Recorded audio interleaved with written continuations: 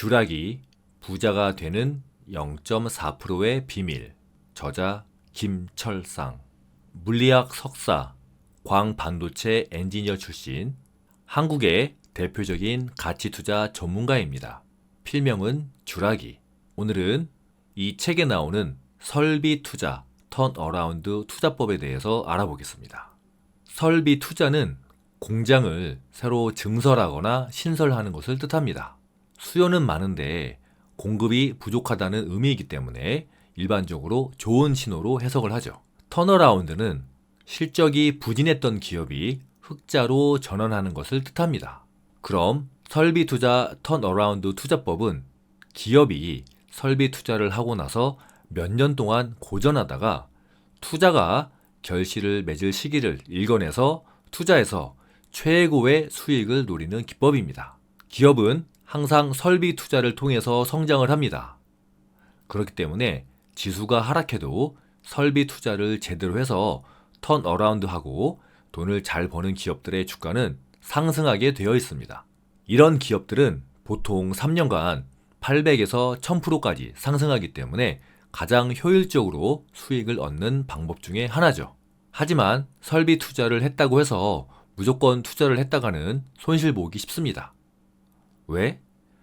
대규모 설비 투자를 하고 그 설비가 본격적으로 가동돼서 매출로 연결되기까지는 약 3년 정도의 시간이 필요한데 이때는 돈을 벌기가 어렵기 때문이죠. 따라서 이 기간에 주식을 사면 설비 투자로 인한 실적 부진, 그리고 이에 따른 주가 하락의 위험에 그대로 노출됩니다. 그래서 이때 대부분의 사람들은 기업이 적자이기 때문에 주식을 팝니다. 하지만 아는 사람은 이때 낮은 가격에 주식을 매수하죠. 따라서 투자 시점을 잘 잡아내는 것이 매우 중요합니다. 투자 초기에 투자금이 많이 들어가서 수익이 안 나지만 이후에 본격적으로 매출이 증가하면서 수익이 나는 때를 공략하는 겁니다.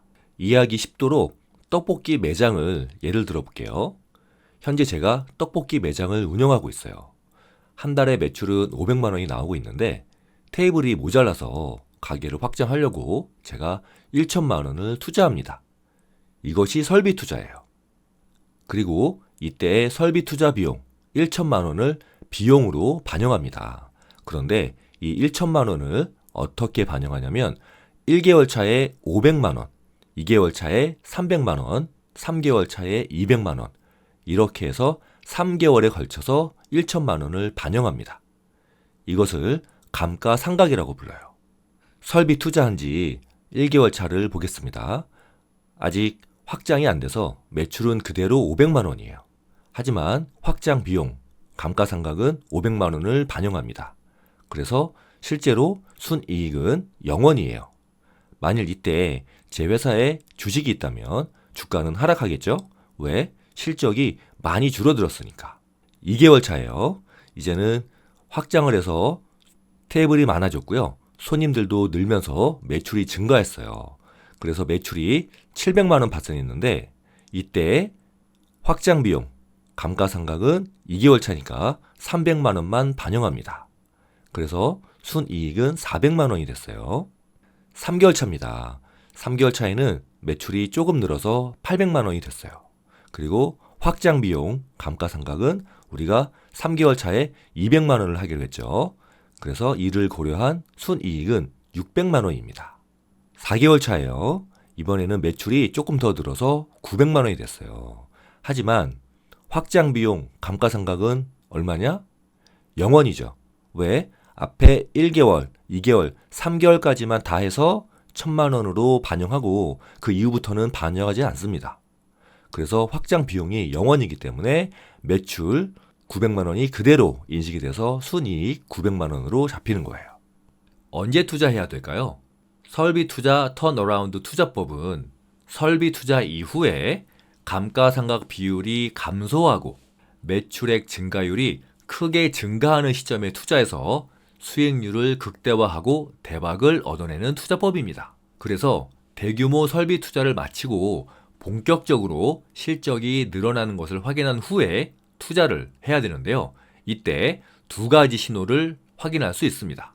첫 번째 신호는 감가상각비의 감소고요. 두 번째 신호는 매출의 급증입니다. 이를 이용해서 감가상각비를 매출액으로 나눈 비율을 구해서 턴어라운드 시점을 파악할 수가 있죠. 그리고 이 감가상각비가 줄어들고 매출액이 늘어날 때가 중요합니다. 이 비율이 낮아질 때가 바로 투자 신호죠. 다시 한번 떡볶이 매장을 살펴보겠습니다. 앞에서 말씀드린 떡볶이 가게에서 이 감가상각비를 매출액으로 나눈 비율을 구해볼게요. 1개월 차예요. 1개월 차의 감가상각비 확장 비용은 500만 원이고요. 매출은 500만 원이니까 500을 500으로 나눕니다. 그러면 이 비율은 1이 나오네요. 2개월 차에는 확장 비용 감가상각비가 300만 원이고요. 매출은 700만 원입니다. 이것을 나눴더니 0.428이 나오네요. 3개월 차에는 확장 비용 감가상각이 200만 원이고요. 매출이 800만 원이니까 이것을 나누면 0.25가 나왔습니다. 4개월 차에는 확장 비용 감가상각이 없죠. 0원입니다. 그리고 매출은 900만 원. 이것을 나눴더니 0이 나왔습니다. 방금 보셨다시피 1개월 차에서 4개월 차로 갈수록 점점 감가상각비는 줄어들고 매출액이 늘면서 이 비율이 낮아지는 것을 보실 수가 있으시죠? 이런 식으로 감가상각비를 매출액으로 나눈 비율이 크게 낮아지는 시점을 투자 포인트로 잡으면 되겠고요. 특히 감가상각비가 가장 많이 줄어들고 매출액이 가장 많이 증가하는 기간이 가장 중요한 매수 포인트가 되겠습니다. 위의 떡볶이 매장의 경우에 이때가 언제일까요? 여기에 영업 활동으로 인한 현금 흐름이 증가하면서 전체적인 현금 흐름이 흑자로 돌아서면 더욱더 좋습니다. 그리고 기업을 분석하는 지표인 PER, PBR 등이 낮으면 저평가이기 때문에 더욱더 좋겠죠. 이런 기업들은 지수가 오르던 내리던 상관없이 주가가 올라갈 확률이 굉장히 높습니다. 특히 감가상각비가 줄어들고 매출액이 늘어나는 크로스가 발생한 이후 아까 말씀드린 중요한 매수 포인트죠. 이때는 기본 상승률이 500%입니다. 이제 우리가 무엇을 해야 되는지 아시겠죠? 지금 당장이라도 설비 투자, 턴어라운드 징조가 보이는 기업을 찾아야겠습니다. 그리고 지속적으로 관찰해서 결실을 거두시기 바랍니다. 지금까지 주라기 부자가 되는 0.4%의 비밀이었습니다.